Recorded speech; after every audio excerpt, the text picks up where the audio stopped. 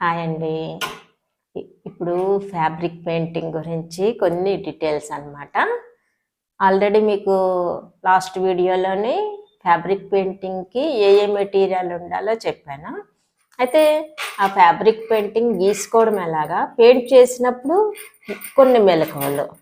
ఇప్పుడు మనం డ్రా చేసుకోవాలంటే ఫస్ట్ అండి మనం ఏ కలర్ క్లాత్ వాడుతున్నామో ఇది చూసుకోవాలన్నమాట.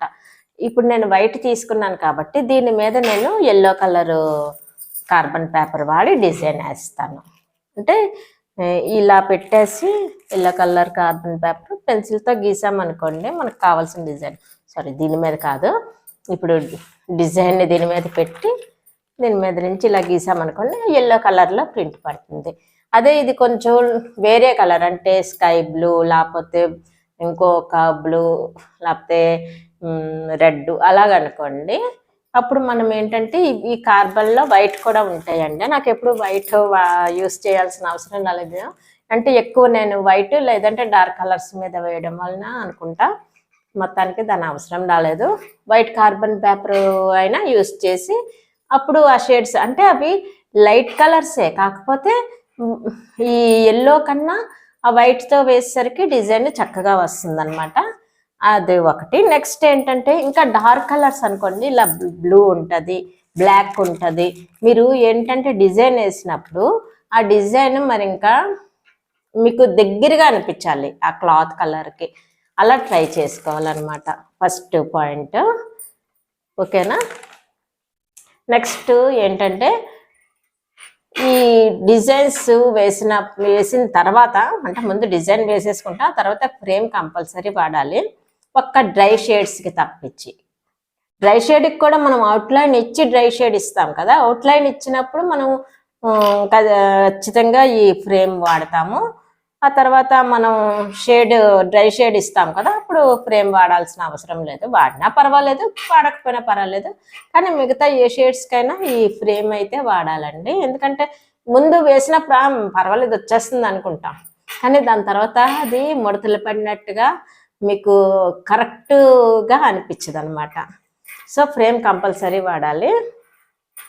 ఇంకొకటి, మనం బ్రష్ ఇలాగా వేసిన తర్వాత వాటర్తో కడిగేసుకుంటే సరిపోద్దండి. ఇంకా మీరు దీనికోసం ఎక్కువ శ్రమ పడాల్సిన అవసరం ఉండదు. ఇలా వాటర్తో కడిగేసి ఇలా తుడిచేసామనుకోండి, బ్రష్ ఇంకా మీకు ఏమీ పాడవకుండా ఉంటుంది. కానీ ఒక్కటి, మనం వాడిన వెంటనే కడుక్కోవాలండి. కాస్త మీరు లేట్ చేసినా ఈ లోపల పెయింట్ ఉండిపోయి ఇది కొంచెం స్టిఫ్నెస్గా అయిపోద్ది, ఈ స్మూత్నెస్ ఉండదు అనమాట ఈ కుర్చీకి.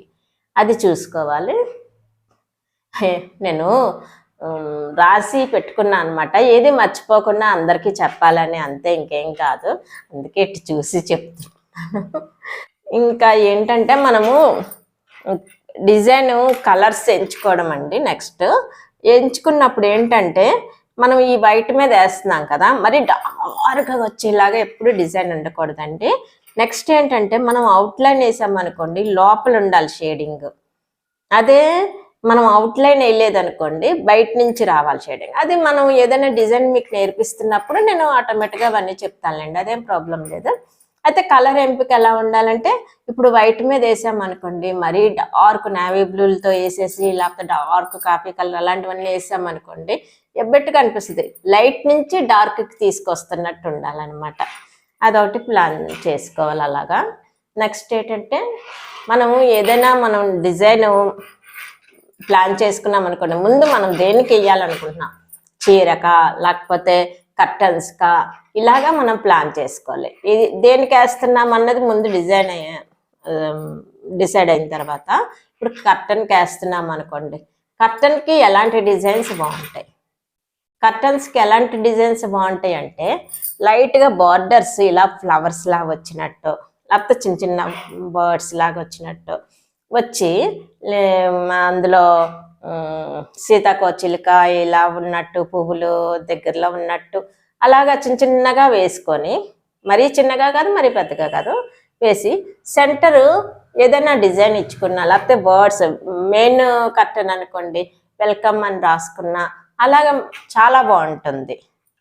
నెక్స్ట్ బెడ్షీట్స్ అనుకోండి, బెడ్షీట్స్కి ఎప్పుడు అయితే లేపాక్షి డిజైన్లో చిన్న చిన్న డిజైన్లు వేసుకోవాలి, లేదంటే పెద్ద పెద్ద డిజైన్ వేసుకుంటే లుక్ అయితే చాలా బాగుంటుంది. మీడియం సైజు డిజైన్స్ కూడా బెడ్షీట్కి నప్పుతాయి. అటు ఇటు కాకుండా ఉన్న డిజైన్లు ఎలా ఉంటాయంటే కొన్నవి ఆటోమేటిక్గా అలాగే ఉంటాయి, అది అంత పెయింటింగ్ అపియరెన్స్ కరెక్ట్గా అనిపించదు. మీరు పెద్ద డిజైన్స్ వేసుకోవచ్చు. నెక్స్ట్ బెడ్షీట్కి డిజైన్ వేసినప్పుడు అండి మనం ఏమైనా బర్డ్స్ ఏమైనా వేసామనుకోండి, వాటిని ఎప్పుడు హైలైట్ చేసి పెద్ద పెద్ద వేసేయకూడదండి. అయ్యే వాటి మీద మనం పడుకోవాలంటే చాలా కష్టం. అదే ఫ్లవర్స్ పెద్ద పెద్ద వేసుకున్నాం అనుకోండి, ఓకే కూల్గా అనిపిస్తాయి. 2-3 చక్కగా పిల్లలకి టెడ్డీ బేర్ బొమ్మలు చక్కగా ఈ మాత్రం సైజు, మరి పెద్ద వేసేయకూడదు, మరి చిన్న వేసేయకూడదు, అలా పిల్లలు ఇష్టపడేలాగా చక్కగా వేయచ్చండి. మెయిన్ పాయింట్ అండి ఇది అసలు ఫస్ట్ చెప్పాలి, లాస్ట్ చెప్తున్నాను. మెయిన్ అండి క్లాత్ చూసుకోవాలండి. క్లాత్ అన్నది షింక్ అయ్యేలా ఉంటుందా లేదా అన్నది చూసుకోవాలి. షింక్ అయ్యేలాగా ఏమాత్రం మీకు అనిపించినా అలా మీరు పెయింట్ వేయకూడదు. వాటర్లో తడిపి 1 గంట ఉంచి నెక్స్ట్ ఆరిన తర్వాత ఒకసారి ఐరన్ చేసుకొని అప్పుడు మీరు పెయింటింగ్ వేయడానికి ట్రై చేయండి, చక్కగా వస్తుంది. ఫ్యూచర్లో మీరు ఉతికినప్పుడు కానీ ఏది అయినా యూస్ చేసినప్పుడు మీకు అది లుక్ చాలా బాగుంటుంది అనమాట. మీకు ఎలా అనిపించాయి నేను చెప్పిన డైరెక్షన్లు ఒకసారి కామెంట్ సెక్షన్లో తెలియజేయండి. మీకు ఇంకా ఏమైనా డౌట్స్ ఉంటే కామెంట్ సెక్షన్లో అడగండి, తప్పకుండా చెప్తాను. నెక్స్ట్ ఇంకోటి ఏంటంటే, ఇంతవరకు మీరు ఎవరైనా సబ్స్క్రైబ్ చేసుకోకపోతే కొంచెం సబ్స్క్రైబ్ చేసుకోండి, అలాగే లైక్ చేయండి, నెక్స్ట్ కామెంట్ పెట్టండి, నెక్స్ట్ షేర్ చేయండి, సరేనా? Okay, follow my channel for healthy and happy life అండి. ఓకే, ధన్యవాదములండి.